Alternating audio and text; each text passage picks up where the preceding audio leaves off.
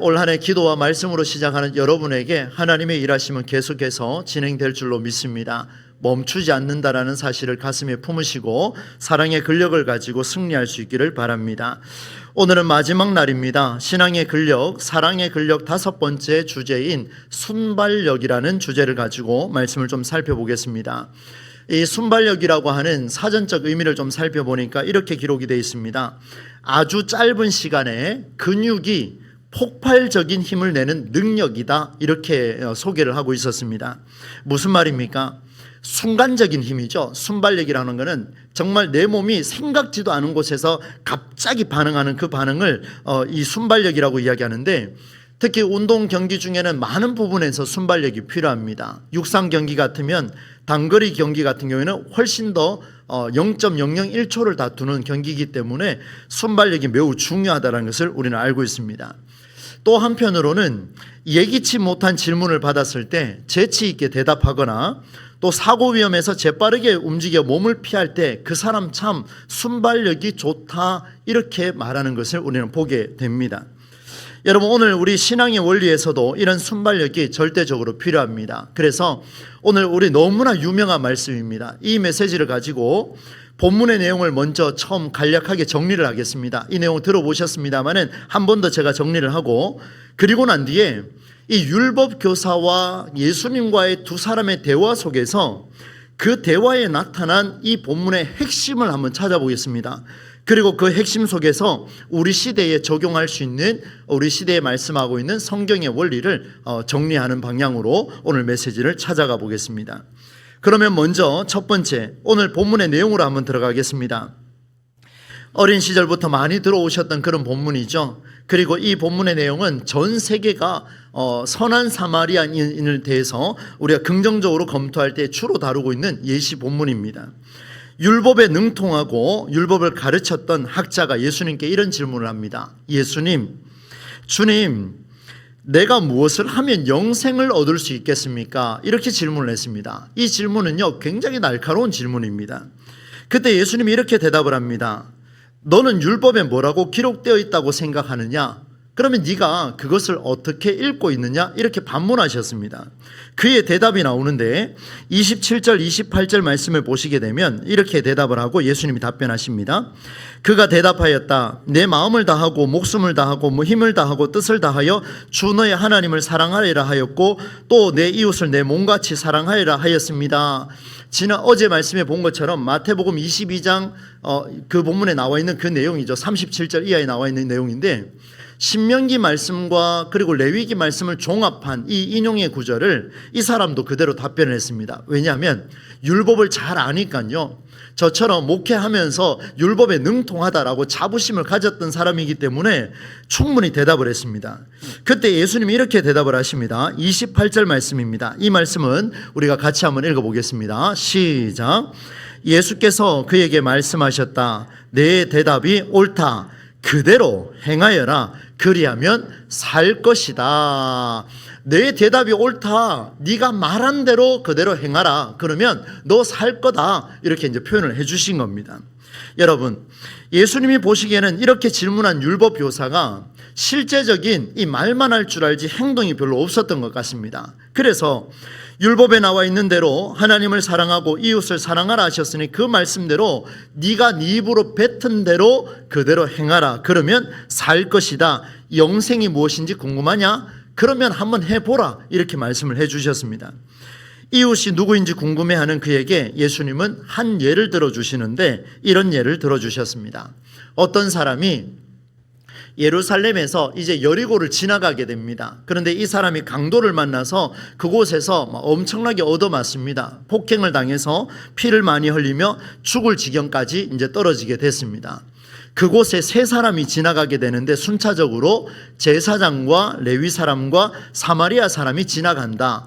근데 제사장은 그 사람을 보고 피하여 지나가 버렸고, 또 한참 있다가 지나가는 레위 사람도 보니까 신앙이 있다라고 하는 사람도 보니 그 사람을 보고 지나가 버렸다. 피를 흘리고 있는 그 모습을 보니까 좀 불결했던 것 같습니다. 그래서 지나가 버립니다. 그러나 마지막 세 번째, 정통 유대인이 아닌 사마리아 사람은 죽어가는 그를 보고 오늘 성경에 보니까 불쌍히 여겼답니다. 여러분 보세요.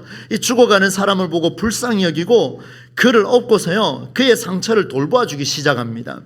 그리고 여관으로 데려가서 쉬게 하고는 여관 주인에게 이렇게 말합니다. 제가 이제 지금 갈 길을 가야 되는데 내가 돌아올 때까지 이 사람을 좀 돌봐주십시오. 제가 지금 가진 게 돈 데나리온 2개가 있으니까 이걸 먼저 드리겠습니다. 돌보아 주시면 부족한 부분은 제가 돌아올 때에 주인에게 드리겠습니다. 이렇게 하며 길을 떠났습니다. 참 여러분, 이 엄청난 그 사랑의 메시지 아니겠습니까? 예수님께서 율법 교사에게 이런 비유를 들려주면서 다시 물었습니다. 너는 여기 나오는 세 사람 가운데 누가 강도 만난 사람에게 이웃이 된다고 생각하냐라고 물었습니다.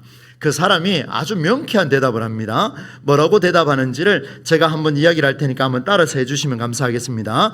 자비를 베푼 사람입니다. 네, 당연한 이야기죠. 자비를 베푼 사람이 이웃입니다 라고 이렇게 대답을 했습니다. 그랬더니만 예수님 또 뭐라고 이야기하냐면, 그래, 가서 너도 이 자비를 베푼 사람처럼 행하여라. 분명히 앞에도 있잖아요. 앞에도 계속해서 그러면 살 것이다, 행하라 이야기했고, 뒤에 와도 보니까 또 행하라 이렇게 표현을 하고 있습니다. 실제적인 행함이 없는 이 율법 교사에게 바른 길이 무엇인지를 알려주신 바로 비유의 메시지라는 것을 볼 수 있습니다. 그래서 오늘 이 본문은 저도 수없이 많이 다른 교회에서 선포를 했었습니다. 선포할 때마다 매번 신기한 통찰들을 하나님 부어주셨는데, 여러분 이 말씀 우리에게 이렇게 적용을 해왔습니다. 우리는 이웃을 내 몸처럼 사랑해야 되기 때문에 위험한 차한 사람을 지나지 말고 피하지 말고 모른 척하지 말고 돌보아 주어라 이렇게 배워왔습니다. 너무나 당연한 사실입니다. 그런데 놀랍게도 이 일은 우리 기독교인들도 하지만 기독교인이 아닌 사람들도 많이 하고 있습니다. 우리보다 훨씬 더 선한 일 많이 하는 사람들 많습니다. 심지어 정말 무보수로 일하는 사람들도 얼마나 많습니까? 그렇다면 오늘 이 본문의 내용은 단순히 그렇게 이웃을 돌보아 주라는 차원에서 끝나면 안 된다는 것을 다시 한번 조명하게 됐습니다. 그래서 이 말씀을 깊이 묵상하는 가운데 몇 가지의 사실을 좀 보게 되는데요. 여러분, 예수님께서 들려준 이 비유를 들었던 율법 교사가 충분히 깨달았을까요? 아니면 못 깨달았을까요? 오늘 성경을 보시면은 이 25절로 37절까지 딱 오면 예수님과 율법 교사가 서로 이제 티키타카를 하고 있습니다. 대화를 주고받다가 마지막에 가서는 예수님이 이렇게 말씀하시죠. 그래, 가서 너도 이와 같이 하라. 이렇게 답변을 해주셨습니다. 그러다 보니까 이 율법 교사하고 예수님이 처음에는 티키타카 하다가 마지막에는 딱 같은 지점에 도달한 것처럼 그렇게 느껴집니다. 저도 그렇게 지금까지 살아왔습니다. 그런데 지난 한 주 동안 말씀을 보며 어제는 더 깊이 묵상을 하는데요. 이게 일치되는 게 아니라 완전히 다른 길을 걷고 있다는 것을 다시 한번 보게 됐습니다. 예수님의 대답을 통해서 이 율법 교사가 전혀 예수님의 말을 이해하지 못하고 있다는 사실을 만나게 됐습니다. 이제 두 번째 이야기로 한번 넘어가 볼 텐데요. 율법 교사와 예수님의 대화는 이웃을 사랑하라는 그 단순한 명령이 아니라 그 대화가 너무나 의미심장합니다. 어쩜 이런 대화를 할 수 있을까? 이런 생각이 들었습니다. 여러분, 율법 교사는 율법에 능통한 자입니다. 전문가입니다. 누가 뭐라 해도 율법에 대해서는 누구보다도 앞선 사람이었습니다. 이런 그가 영생을 얻는 방법을 물었다라는 것은 여러분 이해할 수 없는 물음입니다. 왜냐하면 예수님을 시험하기 위해서 물었다 하지만 여러분 영생이 무엇인지 율법에 대해서 이미 다 기록을 하고 있는데 그것을 알고 있는 사람이 여러 사람이 있는 데서 예수님께 물었다고 하는 자체는 내가 그걸 모릅니다라고 말하는 것과 같기 때문에 자존심이 있어서라도 그런 말을 할 수가 없습니다. 어떻게 이런 말을 할 수가 있겠습니까? 율법이라고 하는 것은 그때 당시에 모세 오경을 가리킵니다. 모세 오경, 신명기에도 나오고 레위기에도 나왔습니다. 내 이웃을 내 몸과 같이 사랑하라. 이 메시지는 이미 다 알고 있는 사실이죠. 이걸 알고 있는 사람이 그런 말을 표현한다고요? 이 말이 안 되는 이야기 아니겠습니까? 그래서 생각을 했습니다. 왜 이런 일이 발생했을까? 그래서 오늘 우리는 율법이 무엇인지를 재조명해야 되겠습니다. 일반적으로 여러분 법이라고 하는 것은 잘 한번 귀를 기울여 보십시오. 법이라고 하는 것이 있습니다. 이 법이 있으면 이 법은 저 혼자 살아갈 때는 적용이 되지가 않습니다. 여러분 기억하십시오. 법이라고 하는 것은 최소한 두 사람이 이상 있을 때에 그게 법이 이루어집니다. 적용이 됩니다. 만들어집니다. 이 무슨 말입니까? 혼자 살아간다면 법은 필요가 없습니다. 뭐 혼자 살면 되잖아요. 이 세상에 혼자밖에 없는데 뭐 어떻게 법이 필요하겠습니까? 법이라고 하는 것은 반드시 한 사람 한 사람이 만난 두 사람 이상의 관계 안에서 이루어지는 게 법이라는 겁니다. 율법도 마찬가지입니다. 율법은 하나님과 인간의 관계 속에서 그리고 인간과 인간의 관계 속에서 제시된 것이 바로 율법입니다. 그렇다면 율법 교사가 율법을 암송하고 가르치는 전문가라면 이 율법이 나 한 사람이 아니라 나와 다른 사람의 관계, 나와 하나님과의 관계 속에서 나오는 법이라는 것을 모를 리가 없습니다. 율법에 능통하다면 율법을 외우고 읽고 암송하고 가르치고 나누는 이 모든 일들은 관계를 세우고 형성해가는 과정 속에서 사용돼야 된다는 것을 누구보다도 알아야 될 사람이 누구냐면 바로 이 율법 교사라는 것을 우리에게 보여줍니다. 사랑하는 여러분, 반드시 관계를 풀어야 했습니다. 그러나 관계가 아닌 나한테만 관심을 두었던 모습이 바로 이 사실이었습니다. 그러니 율법을 배우고 암송하고 외우고 가르쳐도 율법의 본질인 율법이 왜 나왔는지를 모르고 있는 아이러니한 모습이 본문에 드러났지요. 이 율법 교사의 질문은요, 율법이 만들어지게 된 진짜 이유가 관계를 위해 율법이 나왔다는 사실을 모른다는 것을 증명해낸 그 본문의 메시지가 이 본문입니다. 여러분 영어로 한번 제가 표현을 좀 해드리겠습니다. 내가 무엇을 해야 영생을 얻겠습니까? What? 이렇게 물었습니다. What must I do? 이렇게 물었습니다. 내가 무엇을 해야 됩니까? What? 이렇게 물었습니다. 그때 예수님이 율법에 무엇이라고 기록되어 있냐라고 묻고 난 뒤에 이렇게 다시 한번 묻습니다. How do you? 이렇게 묻습니다. 그것은 너는 어떻게 생각하느냐? 이렇게 물었습니다. 여러분 다시 한번 말씀드립니다. 한쪽은 이 무엇을 해야 영생을 얻습니까? 라고 물었는데 또 다른 한쪽에서는 뭐라고 대답을 하시냐면 너는 그러면 그걸 어떻게 생각하느냐 이렇게 물었습니다. 한쪽은 what이라고 물었습니다. 근데 또 한쪽은 how라고 되물었습니다. 여러분 이 두 가지를 이제 메시지가 끝날 때까지 가슴에 두셔야 됩니다.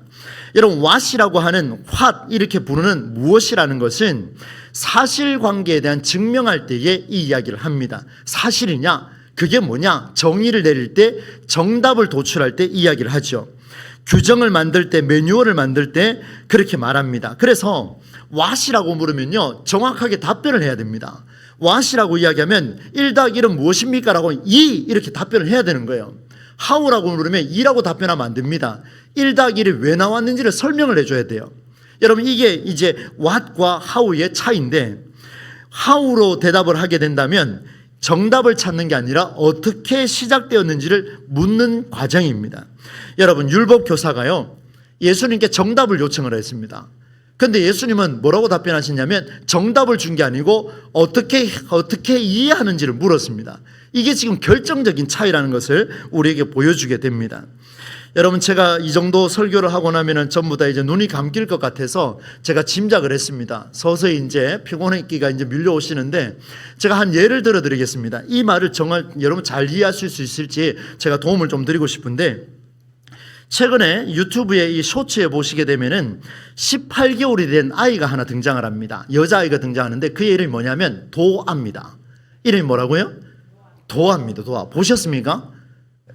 한번 보세요. 되게 재밌는 친구인데 이 아이가 18개월 될 때부터 따뜻한 국밥을 좋아해가지고 우리가 먹는 돼지국밥 있죠.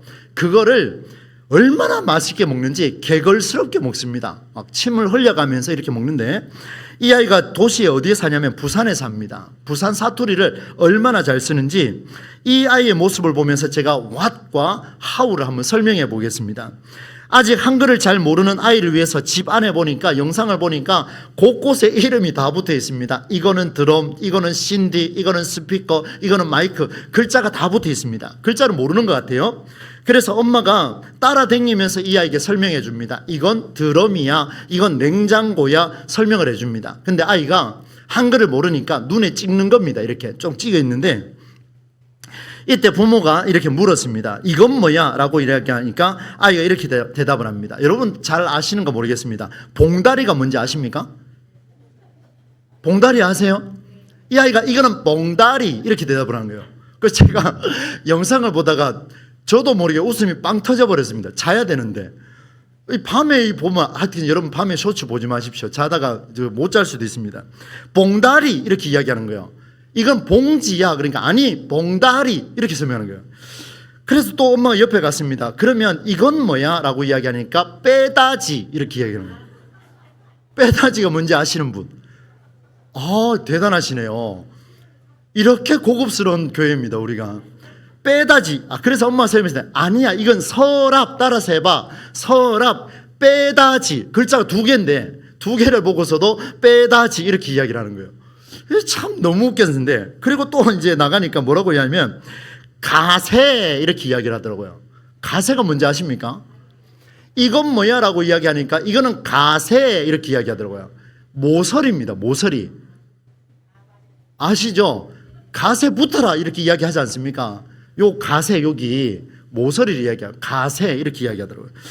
그리고 난데 이제 오랜만에 씨름 선수인 아빠가 이제 집으로 돌아왔는데 아빠를 보면서 이렇게 하는데 왜 이리 애비노 이렇게 이야기하는 거예요.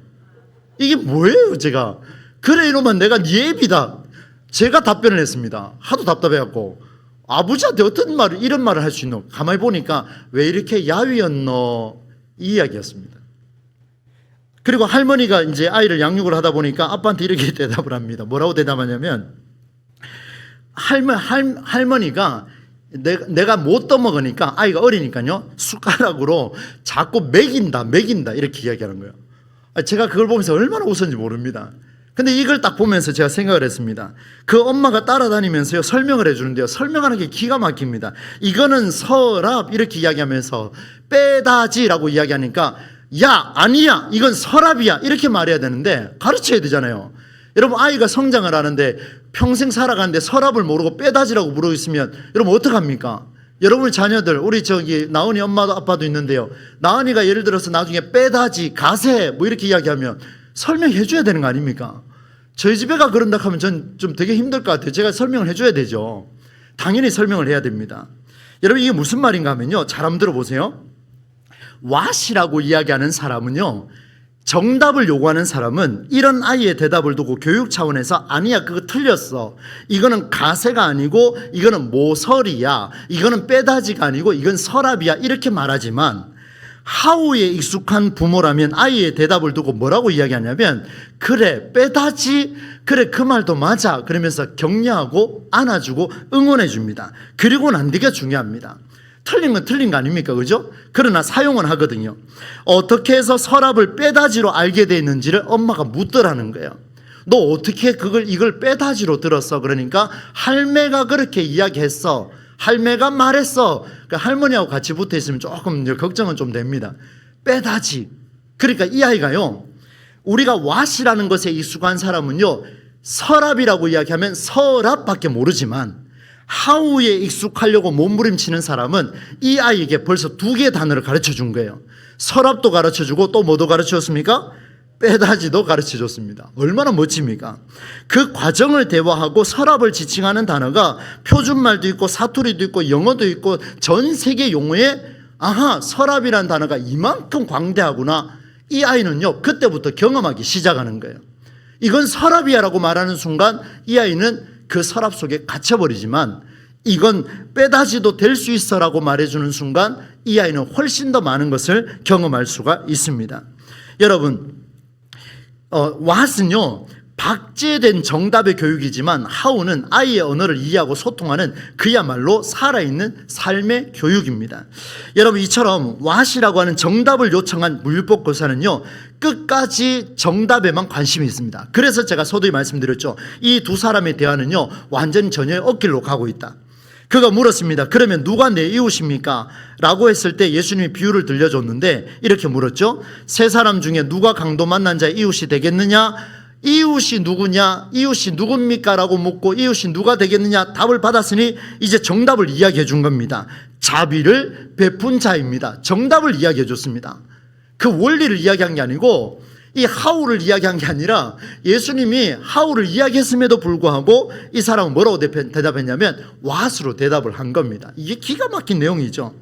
여러분, 전혀 움직임이 없습니다. 이웃이라는 단어의 정의만 내렸습니다. 그 사람에게는 이웃이라는 단어가 자비를 베푼 자다 플러스 원이 된 순간이지, 이 자비를 베푼 자가 이웃이 된다라고 하는 그 광대한 그 개념은 이 사람에게 아직 없다라는 것을 보여주게 되죠. 여러분, 36절과 37절 결론의 말씀인데요, 함께 한번 읽어보도록 하겠습니다. 세 번역입니다. 시작. 누가 강도 만난 사람에게 이웃이 되어 주었다고 생각하느냐? 그가 대답하였다. 자비를 베푼 사람입니다. 예수께서 그에게 말씀하셨다. 가서 너도 이와 같이 하여라. 여러분, 율법 교사가요, 만약에 깨달았다면, 잘 들으셔야 됩니다. 율법 교사가 깨달았다면 가서 너도 이와 같이 하여라 라고 명령이 떨어지고 그 다음에 이 율법 교사가 어떻게 살았는지를 본문에 다 기록을 해야 됩니다. 그 내용이 하나도 없어요. 이 율법 교사가 어떻게 살았다라고 하는 그 내용도 지금 나오지가 않습니다. 여러분, 나와야 되는 이유가 명백합니다. 왜냐하면 율법에 능통하거든요. 율법에 능숙하고 율법을 가르치는 자였습니다. 그렇다면 예수님이 하울을 이야기를 했다면 살아냈던 그 하울가 무엇인지를 보여줬어야 돼요. 그런데 내용이 없다는 것을 우리에게 말씀해 주죠. 대화가 단절됐습니다. 율법교사가 전혀 깨닫지 못했음을 시사하고 있습니다. 율법교사는 계속 서랍을 이야기하지만 예수님께서는 서랍뿐만 아니라 빼다지도 있고 뭐도 있고 뭐도 있고 뭐도 있고, 그러니까 모든 걸 이야기해 주는 거예요. 사랑에는 수없이 많은 게 있는데 너는 여전히 그것만 생각하는구나, 정답만 도출하는구나, 이렇게 말씀을 하고 있는 겁니다. 말씀을 한번 정리해 보겠습니다. 오늘 이 메시지는요, 율법교사와 예수님의 대화를 통해 신앙의 근력 다섯 번째인 순발력의 성경적 원리를 내리고 있습니다. 여러분, 성경이 요청하는 순발력은요, 왓이 아닙니다. 여러분 잘 아셔야 됩니다. 우리는 물었습니다. 이게 뭐냐? 그러면 바로 답변해 줘야 됩니다. 그게 순발력이라고 이야기해요.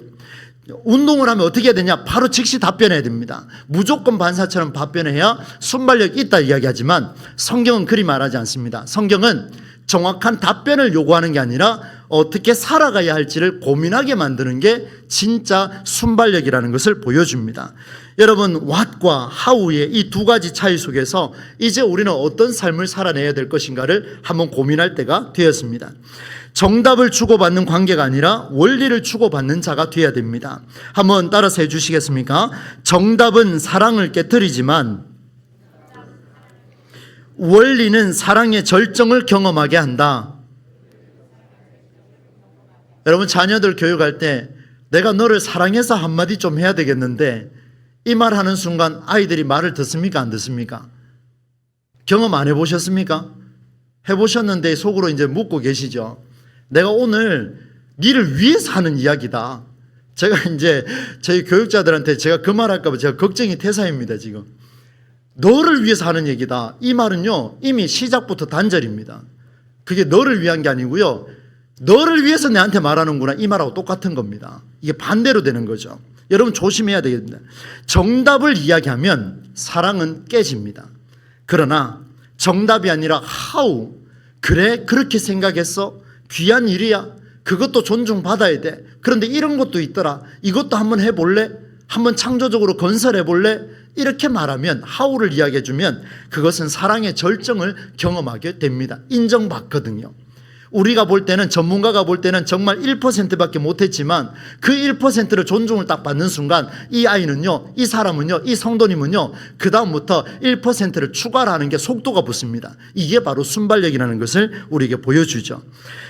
이 정답을 찾는 일에 능통했지만 율법이 존재하는 이유를 놓쳤던 이 율법 교사의 모습이 우리에게 보여졌습니다. 이웃이라는 정의는 내렸지만 이웃의 원리는 놓치고 있었습니다. 그래서 예수의 비유에 나타난 사마리아인은 사랑의 원리를 고민하고 움직이는 그런 삶을 보여줬지만 율법 교사는 예수님의 명령에 여전히 답변하지 않습니다. 37절 한번 보십시오. 가서 너도 이와 같이 하여라 하시니라 하고 그 다음에 또 답변해야 되는데 이제는 정답을 못 찾으니 이제 답변하기 싫다는 겁니다. 사랑하는 여러분, 율법 교사의 침묵은 오늘 우리의 침묵으로 반복되어서는 안 될 것입니다. 왓이라고 그게 뭐냐? 그거 그렇게밖에 못해? 이렇게 말하는 순간 사랑은 깨질 수밖에 없습니다. 여러분, 우리는 순발력을 키워야 될 텐데 이게 뭐냐라고 묻는 것에 순발력을 키우시겠습니까? 아니면 더 기다려주고 또 인정해주면서 품어가는 가운데에 하우를 이야기하며 그것도 좋아, 그런데 이런 것도 있더라, 이것도 한번 해볼래? 괜찮네, 더 많은 걸 얻을 수 있겠네, 이렇게 말해줄 수 있는 일에 순발력을 키우시겠습니까? 오늘 저와 여러분에게 하나님이 메시지를 주셨습니다. 5일의 메시지를 전체 한번 정리해 보겠습니다. 우리는 사랑의 근력, 새로운 시작을 사랑의 근력으로 하자 말씀을 드렸습니다. 운동을 할 때는요, 스트레칭을 쭉쭉 뻗어가면서 해야 됩니다. 너무나 귀한 거죠. 그래서 주무시고 일어나셨을 때도 스트레칭을, 우리 연세 많으신 어른들이실수록 꼭 스트레칭을 꼭 하셔야 됩니다. 우리 영적인 것도 스트레칭이 필요한데 그게 뭐냐? 내 마음이 굳어 있다면 부드럽게 하는 훈련을 아침마다 하시면 좋습니다. 그게 돼야만이 유연성이 있어야 사랑할 수가 있습니다. 그런데 이 유연성을 갖추고 그 다음 해야 될 게 뭐냐면 체력을 길러야 됩니다. 그냥 한 번만 딱 사랑하고 끝나느냐, 오늘은 사랑했으니까 내일부터는 넌 내 말 들어야 돼, 이게 아니고요. 한 번 사랑했으면 끝까지 사랑하기 위해서 체력을 길러야 됩니다. 이걸 지구력이라고 불렀죠. 제가 같이 뛰는 친구를 위해서 그 이야기를 한번 했습니다. 수식어 없는 푸릇, 그런 열매를 거두어야 되겠죠. 세 번째는 이렇게 충분한 체력을 가졌음에도 불구하고 뛰어가다 보면 넘어질 때가 있습니다. 그때 회복해야 되는데 누가 와서 잡아 일으켜 주기를 기다리면 안 됩니다. 내 스스로 회복해야 되는데 그게 뭐냐? 용서라고 이야기를 했습니다. 용서는 가해자가 아닌 피해자만이 할 수 있는 특권이고, 내가 그를 용서하면 그 대상에게는 정죄가 아니라 감옥이 아니라 훨씬 더 그 사람의 새로운 미래가 열려진다는 것을 보게 됐습니다. 그리고 네 번째, 어제 말씀이죠. 너희가 들었다라고 하는 말씀을 통하여서 저항력이 필요하다. 무슨 저항력이 필요합니까? 듣는 일은 중요하지만 분별하지 않고 자기식으로 선을 긋고 한계를 긋는 일에서 우리는 저항하자. 내 스스로가 그렇게 반응한다면 저항하자, 그렇게 말씀을 드렸습니다. 내가 그리스도 안에 있다면 그리스도 안에 내가 있다라는 것을 증명해 내야 될 것입니다. 내 안에 그리스도가 있다, 제가 그런 생각이 들었어요. 여러분, 혹시나 여기 젊은 사람들 중에 아직 결혼을 안 하신 분들이 계신다면 여러분 꼭 기억하세요. 누가 만나서 내 안에 너 있다 이렇게 말하면 절대 만나시면 안 돼요. 이제 앞으로 내 안에 너 있다는 이야기는 너 평생 내 안에서 가두고 살 거야, 너 내가 구속시킬 거야, 너 내 말만 들어야 돼, 이 말하고 똑같은 겁니다. 누가 유명한 배우가 그렇게 말했다고 자꾸 그걸 따라하는데, 제가 저희 집에서는 제가 이제 다시는 그런 이야기를 안 하려고 그럽니다. 한 대 맞을까 봐 겁나기도 하고. 여러분, 내 안에 너 있다가 아니라 너 안에 나 있다. 예, 오늘 부부로 오신 분들은 집에 가시면서 꼭 한번 이야기하십시오. 내 안에 너 있다가 아니라 너 안에 나 있다. 그리스도 안에 우리가 있다. 얼마나 멋집니까? 이것이 갖추어지면 이제 순발력이 필요합니다. 어디로? 구분을 딱 해야 되겠죠?